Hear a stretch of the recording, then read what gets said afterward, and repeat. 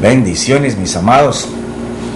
Bueno, contentos de estar de nuevo con ustedes.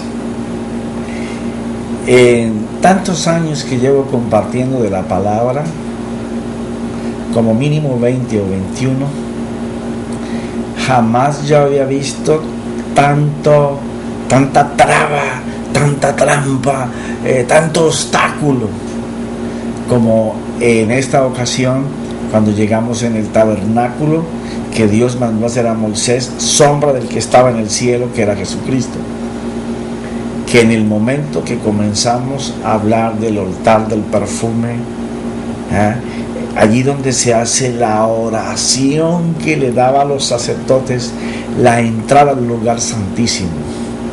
Eso ha sido tremendo. Cuando no fue los programas, fue el internet. Cuando no fue el internet, cayó un rayo, se fue el internet. Era una cosa impresionante. Pero gracias a mi Señor ya todo está solucionado. Hemos quedado con programas muy modernos. Y lo que me encanta más, que ya dejé a Windows.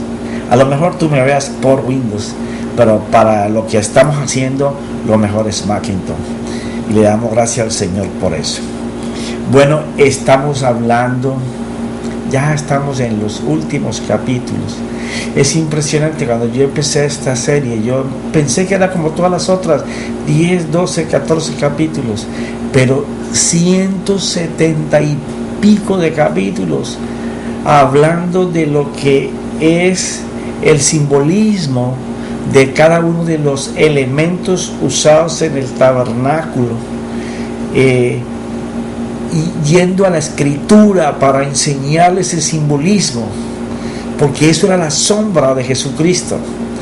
Por eso es que el tabernáculo hecho por las manos de Moisés y ordenado por Dios es exactamente Jesucristo y el Espíritu Santo. Por eso, si usted no puede ver en el tabernáculo y en todo lo que llamamos el Antiguo Testamento a Jesucristo y el Espíritu Santo, usted solo tiene noticia de la Biblia. Porque lo que es contundente es que podamos apreciar que desde el inicio estaba Jesucristo y el Espíritu Santo. Dice que todo fue creado por Él y para Él. Maravilloso esto. Bueno, en el altar del incienso, el altar del perfume, el altar del aceite agradable al Señor, que lo podemos simplificar en el preámbulo para ir a estar con Él. Pero profeta, si Él siempre está con nosotros, has dicho una gran verdad.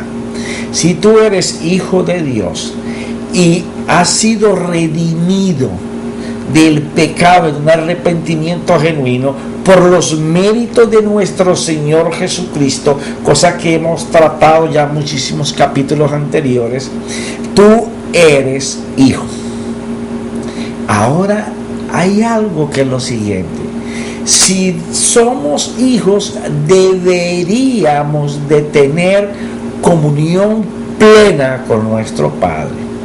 Y cuando hablo de comunión plena con nuestro Padre, es como sentarte a hablar con tu Padre o sentarte a hablar con tu mejor amigo. De eso se trata el Evangelio. Lo que pasa es que hemos hecho en el Evangelio lo siguiente, yendo detrás de tanta bendición. Y esto empezó prácticamente desde los años 60, según los eruditos, los estudiosos de la Biblia, cuando se empezó a hablar a la iglesia de que no debería ser tan miserable y tan pobrecita, que ella tenía derecho a herencia y a bendiciones, pero poco a poco el hombre se fue haciendo el eje del Evangelio.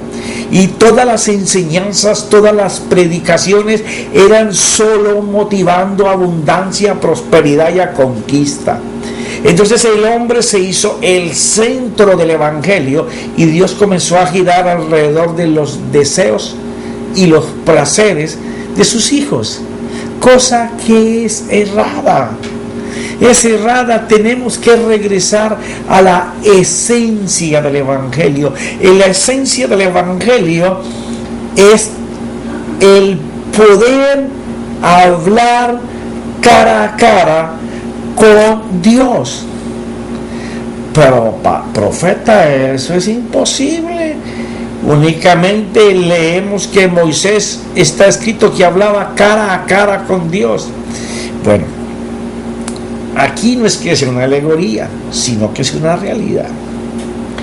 Cuando estamos hablando de que nuestro Dios es espíritu, ya desde allí tienes que empezar a considerar que para ir a Él, aunque vayamos en este cuerpo físico que nos transporta, tenemos que estar en nuestro estado de espíritu, porque la parte carnal que se hizo para comunicarse con el hombre fue en el cuerpo de Jesús, pero Jesús ya está en cuerpo glorificado como estaba antes de que viniera a la tierra para enseñarnos la salvación, la redención y la gracia. Entonces, para poder estar en ese estado, tenemos que desprendernos, tenemos que vaciarnos del sistema de este mundo. Por eso es que el apóstol Pablo hablaba de que transformáramos todas las cosas, las transformáramos en la manera en que nosotros pensamos, y que nos desacostumbremos a la manera como piensa el mundo. ¿Por qué razón? Porque todas las cosas del mundo, sus deseos, sus vanidades, sus placeres, nos van a entrar por los ojos, pero las cosas de Dios entran por el oído, porque por ahí viene la fe. Es que es tan impresionante esto del tabernáculo que estaba en el cielo, porque ese es el que nos interesa, porque en los primeros capítulos, qué sé yo, 70, 80 capítulos, no me acuerdo ahora, estábamos hablando de lo que significaba cada cosa, cada madera, cada masa, cada capitel, cada cuerda, cada cortina del tabernáculo de Moisés. Pero ya la iglesia debe de pasar eso y comenzar a vivir ese mismo, pero que estaba en el cielo y que ahora está en nosotros.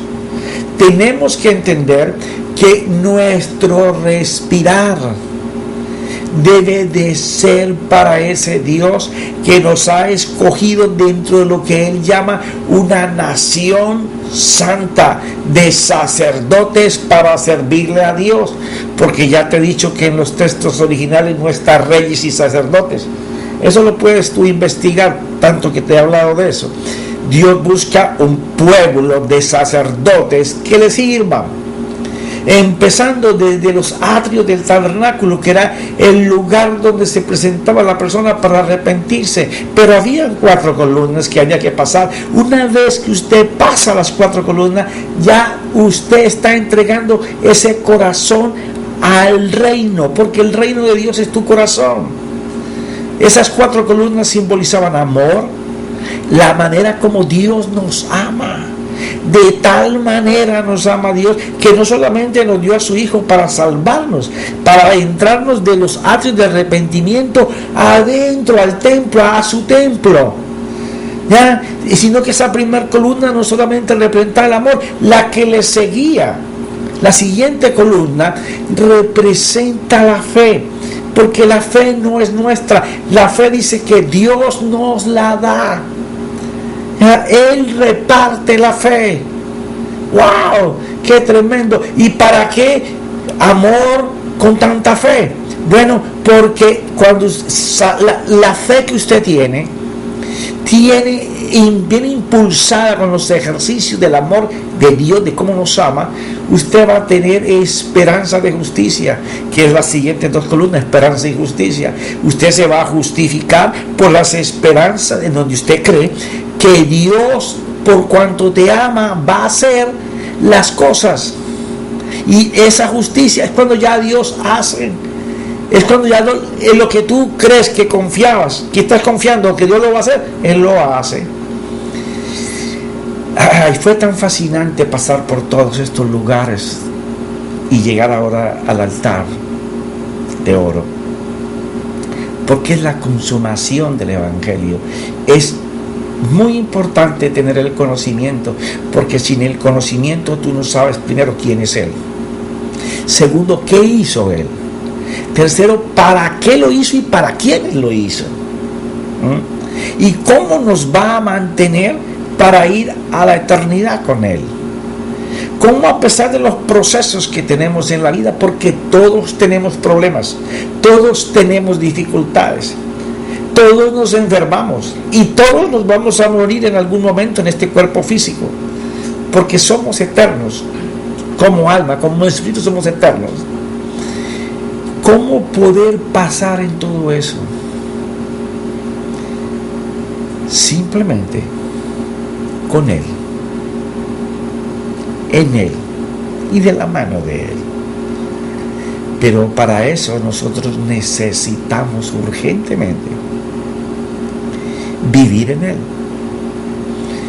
Y aquí donde el conocimiento juega un papel importantísimo, porque el conocimiento te trae lo que Él es y lo que Él dice que tú eres y cómo Él dice que lo va a hacer. Pero esa es información que te llena de esperanzas.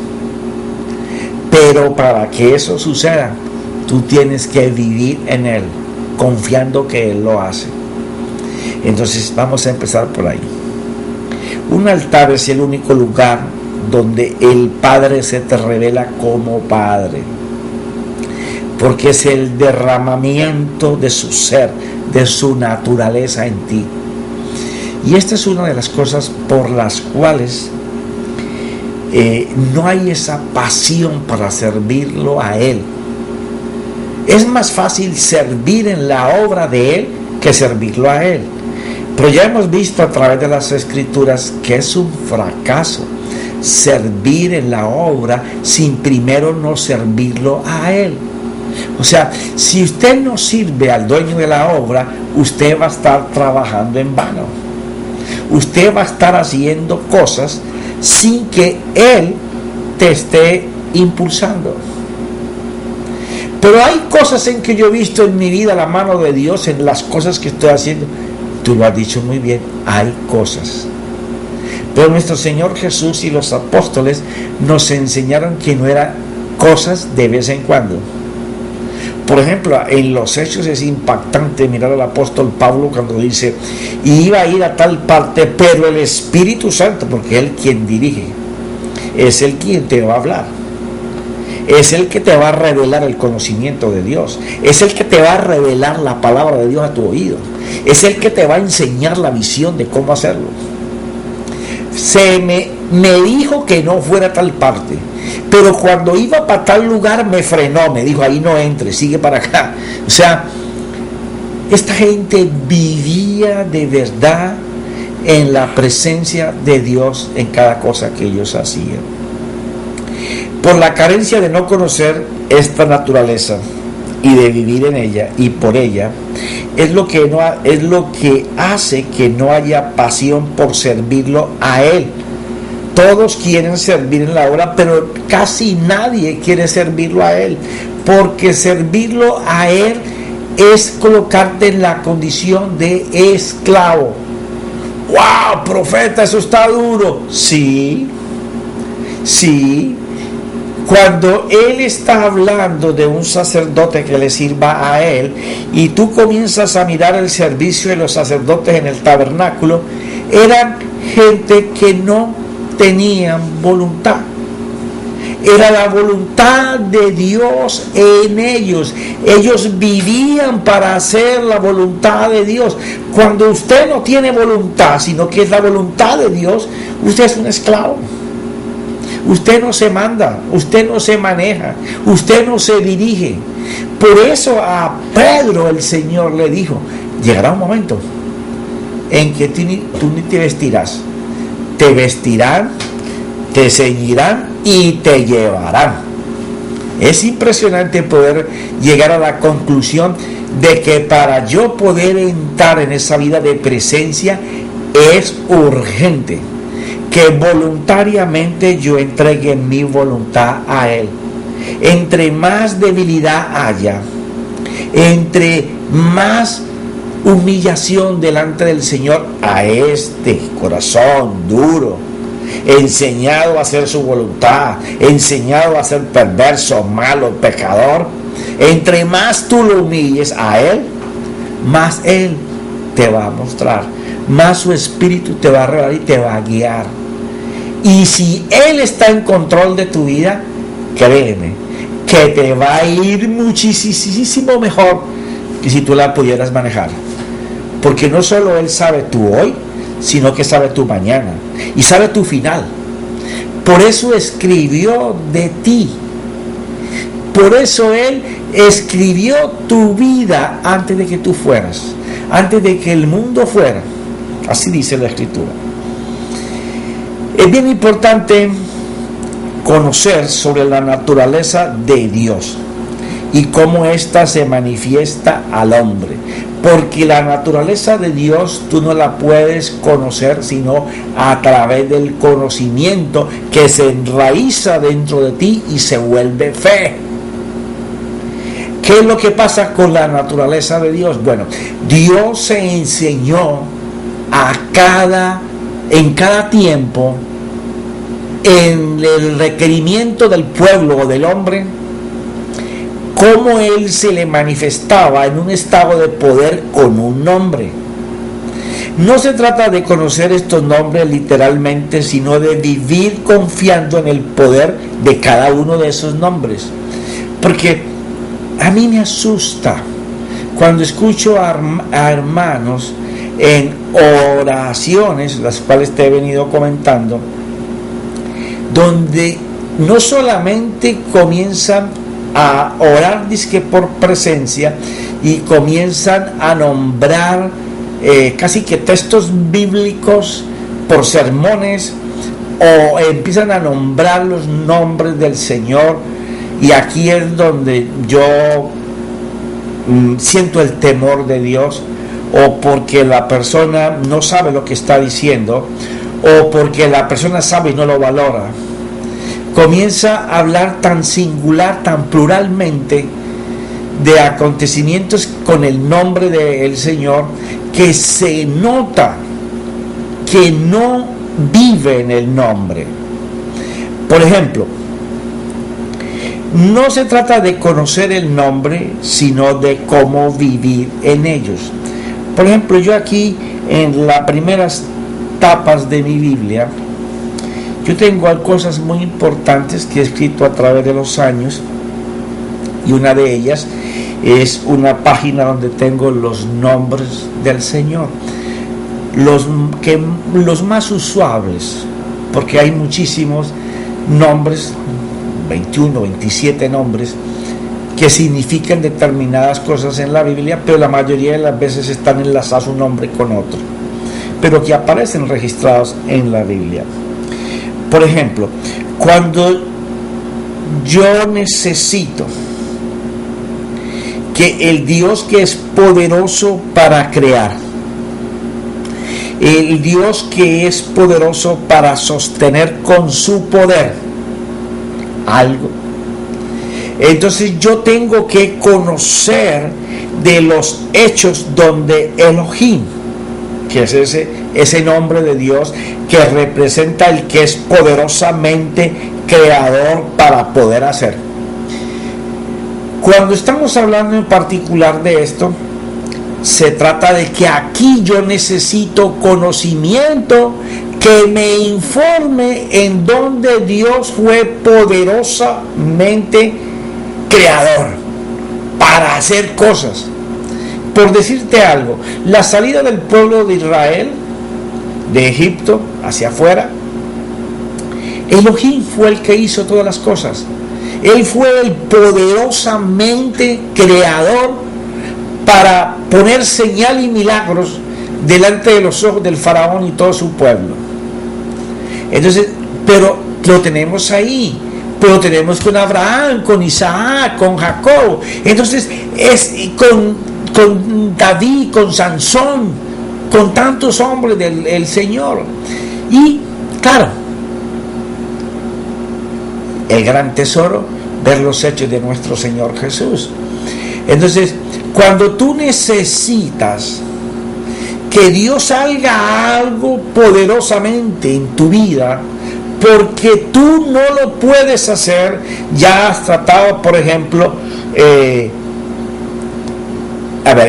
este es poder creador de señales y milagros.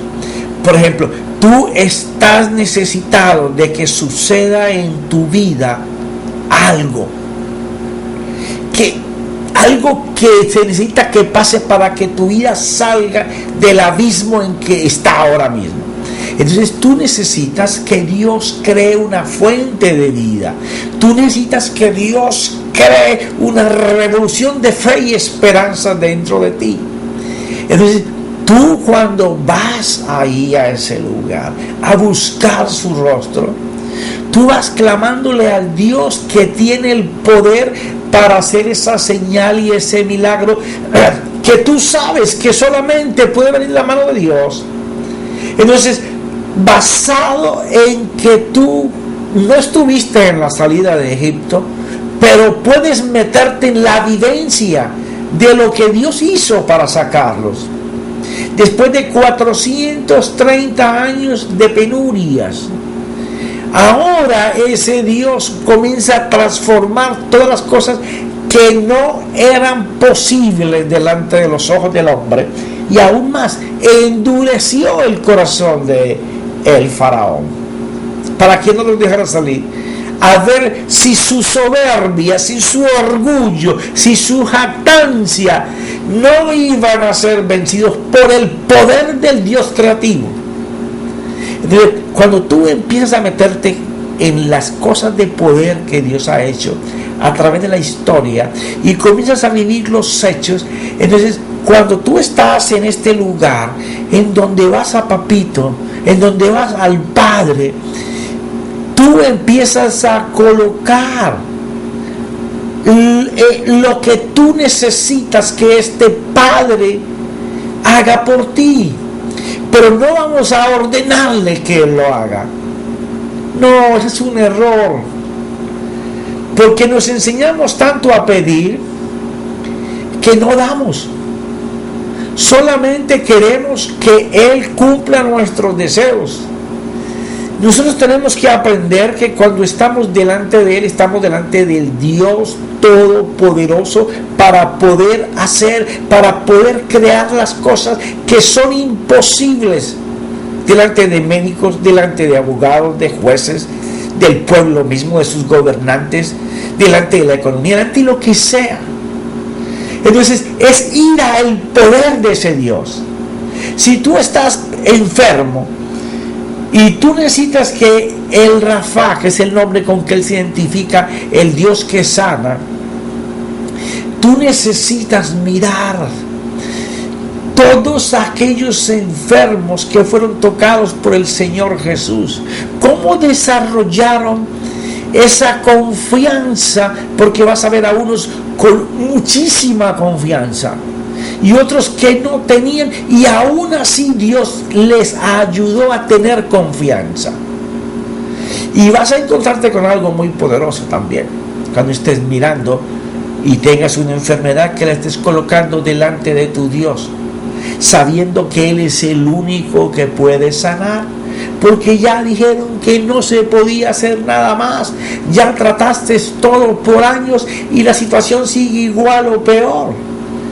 Entonces tiene que interesarte algo, que la mayoría de la gente que vivía bajo el conocimiento de la religión de aquel tiempo no obtuvieron milagros de sanidad, pero todos aquellos que posiblemente no alcanzaron ese desarrollo en conocimiento, pero que pudieron aprender a confiar en que el Dios sana, y pudieron mirar cómo otros eran sanados por creer y confiar que Él lo hacía, pudieron recibir el milagro.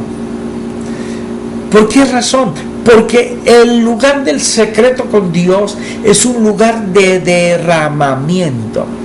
Ya hemos visto en otras charlas anteriores cómo se le va a servir, cómo se le va a dar gracias, cómo vamos con un corazón agradecido por lo que ha hecho hasta el día de hoy por nosotros, por el hecho de poder intimar con el Dios creador de todas las cosas. Yo siendo una creación de Dios, ¿cómo es posible que mi creador anhele estar conmigo? Pero hay otra parte dentro de esa relación con Él, que es en donde vamos al Dios que tiene el poder para poder hacer cualquier cosa.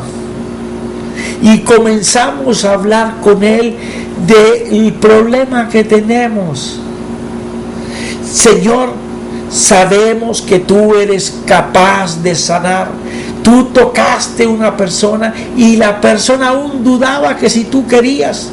Y tú le dijiste, sí, claro que yo creo. Señor, yo también quiero y yo también creo y yo también confío. Ahí es en donde se traban muchas de las cosas.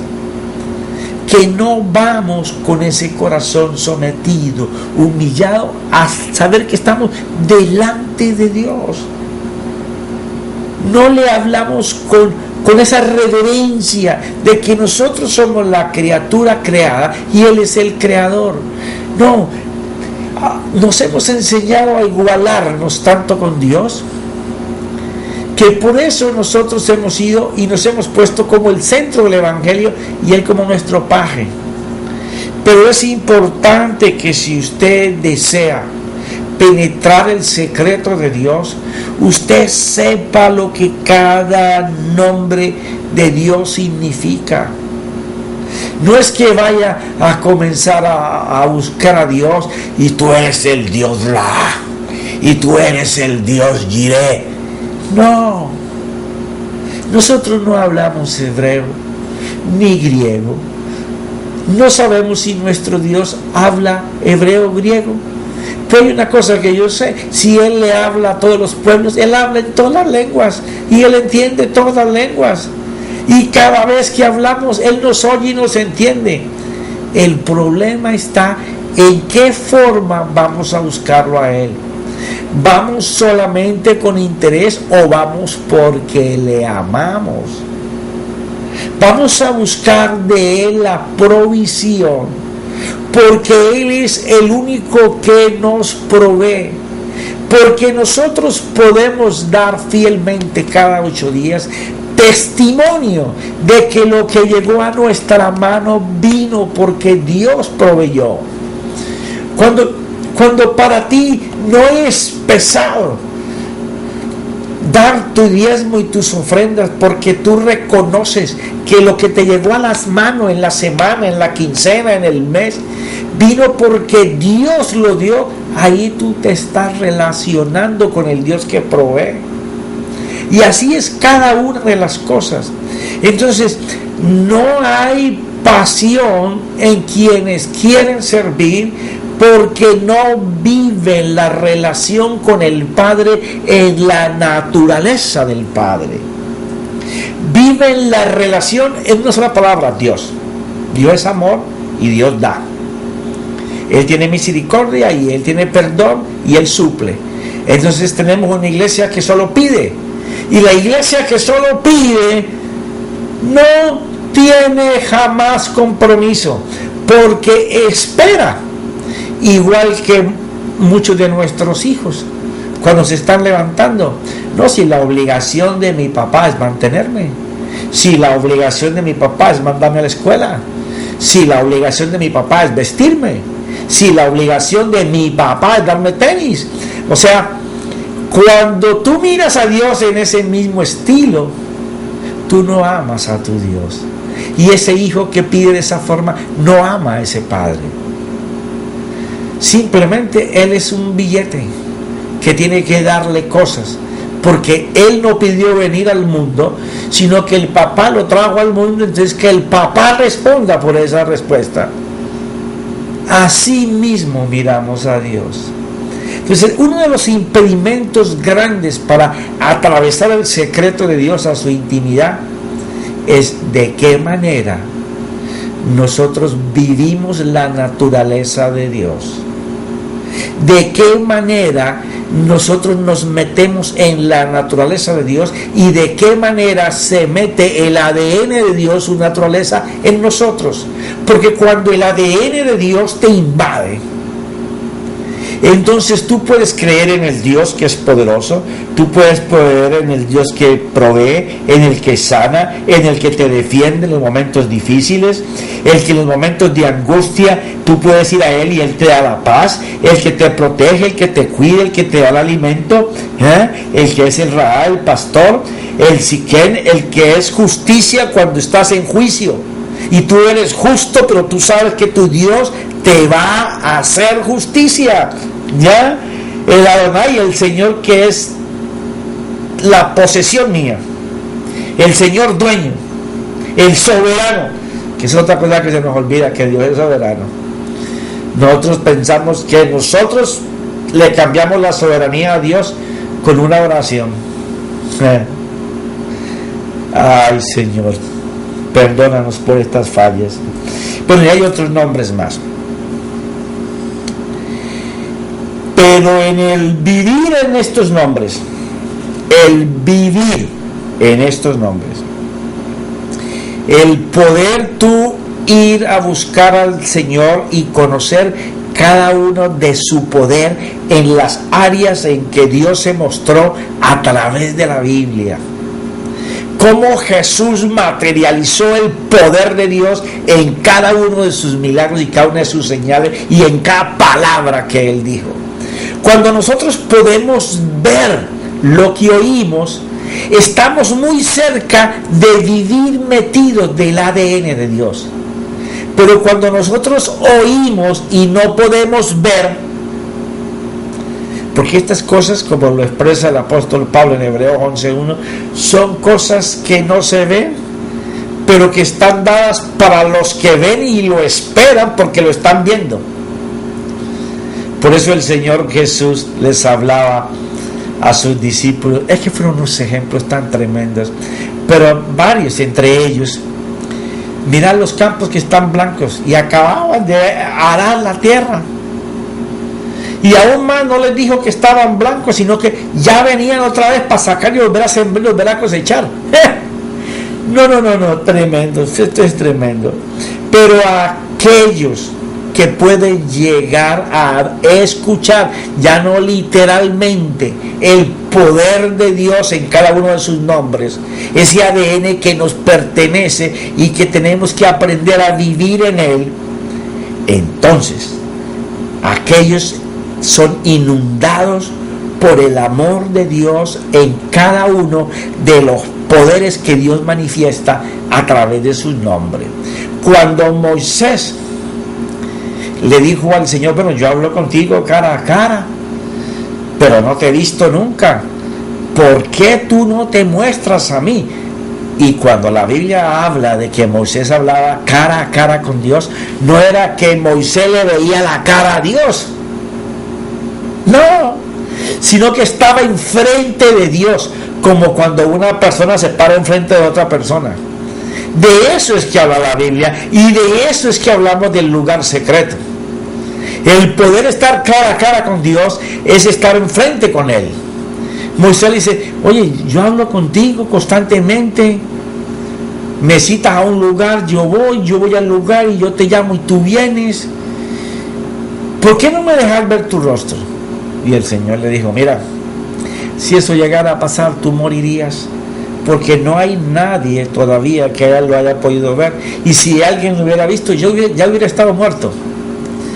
Pero ¿sabes qué voy a hacer? Mira, te voy a meter en esa peña y yo voy a poner la mano y tú vas a ver mis espaldas. La Biblia dice así: mis espaldas. Ahora, ¿cuántas espaldas tienes tú y yo? Si somos a la semejanza de Él, una. Quiero decir que Dios le iba a mostrar toda su gloria y toda su gracia.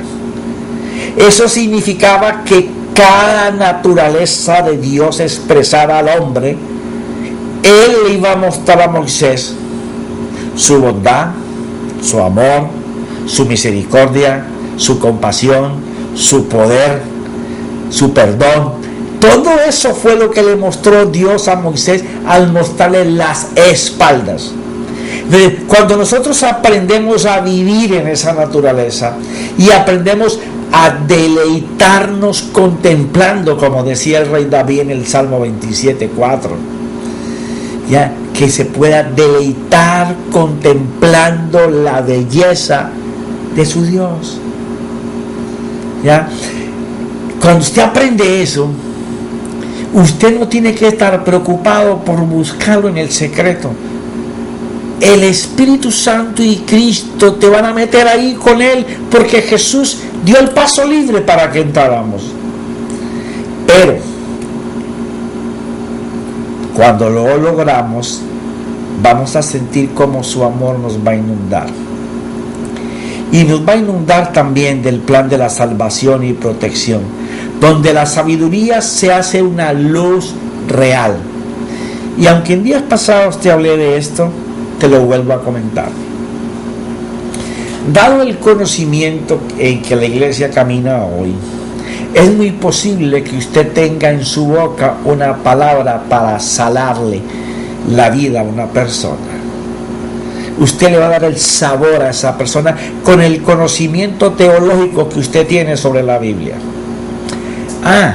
Pero que usted sea lámpara, ya eso es otro peso, y no se consigue sino ahí en la presencia con Él. Porque una lámpara, por ejemplo, las que me están iluminando este estudio, ellas no son la luz. No. Hay un poder que viene de afuera, que llega a los filamentos que tiene, que produce la luz. O sea que ellas, desconectadas del power que trae la electricidad, que va a convertir eso en luz, no son nada. Así mismo sucede con nosotros. Si nosotros, para hacer luz, necesitamos estar conectados al poder de Dios, porque el ser lámpara es que tú puedes reflejar a Dios. Cuando tú puedes reflejar a Dios, entonces tu luz va a ser real, donde la santidad nos va a quemar y el temor es reverencial, donde vemos al Dios Todopoderoso actuar sobre la enfermedad, el desempleo, la escasez, la pobreza, la miseria, sobre las pérdidas, sobre los pleitos, sobre las acusaciones, sobre los tropiezos, sobre los estorbos, sobre las aflicciones, sobre las tormentas que se levantan cuando pensamos que todo tenía que estar mejor. Las dudas van a desaparecer en ese lugar, porque la fuerza del poder de su Dios, según el caso que tengamos, nos va a traer inundados del poder que tiene, ahí en redundancia, el poder que tiene el poder para poder hacer. Las dudas van a desaparecer, las ligaduras y los vicios se van a romper, desaparecerán delante de su presencia. Viene un tiempo muy complicado para el mundo, y está escrito, y eso no va a cambiar. Dado a que el mundo está envuelto en tanto pecado, el mal sobre el mundo será cada vez mayor, porque se aproxima un final. No sé cuándo va a ser, pero hay algo que sí tengo bien claro. El tercer sello fue abierto y el caballo negro está cabalgando el mundo. Y van a venir cosas muy tenaces para el mundo entero, en donde con mucha dificultad tendremos dinero para subsistir. Eso viene, porque vendrán plagas, vendrán caídas económicas de grandes países, vendrán amotinamientos, guerras, peleas, pleitos, pero no es el fin. No, a causa del pecado en la tierra, esto va a venir. Y el hombre que monta el caballo negro, el ángel que monta el caballo negro, el ángel, tiene una balanza para pesar. Eso es para pesar cosas. ¿Ya? ¿Por qué? Porque tu vida con Dios tiene que no solamente llenarte de amor y de solucionarte las cosas. No, tiene que llenarte de fe. Y la fe es creer y confiar en que Dios va a hacer cosas. Porque su pueblo estará en los mismos procesos. Pero aquel que viva metido en el ADN de Dios, sabrá de que su Dios tendrá el poder para en los momentos difíciles, en los momentos que parece que no hay solución. Su Dios es poderoso para crear lo que tú necesitas. Tu Dios es poderoso para hacer una señal. Tu Dios tiene el poder para crear un milagro. Tu Dios tiene el poder para abrir un empleo. Tu Dios tiene el poder para darte una idea para que salgas adelante. Entonces, esa balanza y el que lo monta recibe del medio de los 4 caballos una voz que les ordena. Y cuando el caballo negro está ahí, se le dice: oye, no te doy permiso, te lo estoy parafraseando, no te doy permiso de que toques el aceite y el vino. ¿Por qué? Porque hay algo que va a ser pesado en la balanza. Las obras que tiene que tener la fe, creer y confiar en Dios, a los cuales se le va a pagar lo que representa el aceite: abundancia, prosperidad, seguridad, paz. Pero también se le va a dar vino, que va a tener alegría, va a tener gozo en medio de semejantes situaciones. ¿Por qué? Porque eso se tiene que atar con Romanos capítulo 9, en donde dice que el mundo está expectante, deseando ver la manifestación gloriosa de los hijos de Dios. No ha llegado, pero estamos a punto. ¿A punto de qué? De que ese remanente que él llama nación santa de sacerdotes para servirlo a él, entienda que el tiempo que viene es súper importante, que no solamente te llenes hasta la cabeza de teología, sino de que vivas lo que la teología te enseña, lo que la Biblia te habla. Hay que vivir en él y con él, donde todas las fuerzas del mal serán exterminadas. ¿Por qué? Porque vendrán, te tocarán como a todo el mundo, pero Dios va a ser tu defensa. Dios va a colocar la bandera en medio de tu situación. De un altar solo se sale fortalecido, animado, con actitud, con entusiasmo, con determinación de triunfo, porque palpamos su presencia y ayuda. Entendemos que es ser, ahí sí vamos a entender que es ser cabeza y nunca cola, estar siempre arriba y nunca abajo, porque no hay nadie que sea tocado por él y siga igual. Y ya mi esposa me hizo señas, pero te quiero decir lo siguiente. Es muy complejo decir, por ejemplo, que estamos en una situación muy difícil y entramos al secreto con Dios y salimos, pero salimos con el moco caído, salimos sin entusiasmo, salimos sin interés, salimos sin la fuerza de ir a conquistar, a batallar por las cosas que tenemos que creer y confiar que Dios hará. Si tú sales de la oración que tú llamas presencia y todavía estás viendo el mundo oscuro, tú no eres lámpara. A lo mejor tienes mucha sal que ya no sirve para nada dentro de tu cabeza, pero lámpara no. Porque aquel que está en la presencia de Dios, aún tenga los problemas que tenga, sabe que aunque no vea respuesta ahora mismo, en la cita que tuvo con papá Dios, sabe que Él está trabajando. Pero ¿por qué si Dios puede chasquear el dedo y dármelo?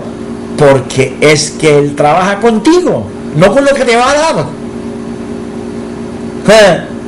Profeta, entonces lo que me va a dar es un premio a tu fe, a tu confianza en Él. ¿O tú crees que el que está enfermo y es sanado de repente de una silla a estar caminando, eso que fue un premio a su confianza en que lo que él creyó Dios lo dio? ¿Acaso no dice Hebreos 11:6 que Él es pagador, galardonador de los que creen y confían en Él? Viene ese tiempo donde toda la Biblia no te va a ser suficiente si tú no confías que todo lo que ella dice, Él lo puede hacer. Pero para que Él lo haga, tú tienes que estar seguro de que Él te dice lo voy a hacer. Pero es que está escrito, sí. Por eso hay tantos miles de enfermos que saben que Jesús sana. ¿Y por qué están enfermos? ¿Porque la voluntad de Dios es que estén enfermos? No. Hay que ir a Él, que tiene el poder para poder hacer, hasta que Él diga, te lo voy a dar. Esta es mi voluntad, vas a ir para adelante. A lo mejor te dice, no, te llegó la hora, te voy a traer para acá, no te voy a permitir que sigas sufriendo. Ese es nuestro Dios. Eso no es religión, eso es un Dios real y una fe real. Bueno, mis amados, los veo la próxima semana. Padre, te doy gracias por tu Santo Espíritu. Señor, ¿qué sería si Cristo no se nos revelara en nuestro interior y nuestros ojos fueran abiertos para poder ver la gloria y las riquezas que están escondidas en ti, Señor? Señor, tumba, derrite, destruya todo lo que estorba que nosotros, tus hijos, podemos entrar a ese lugar. Gracias, Espíritu Santo, en el nombre de Jesús. Amén y amén.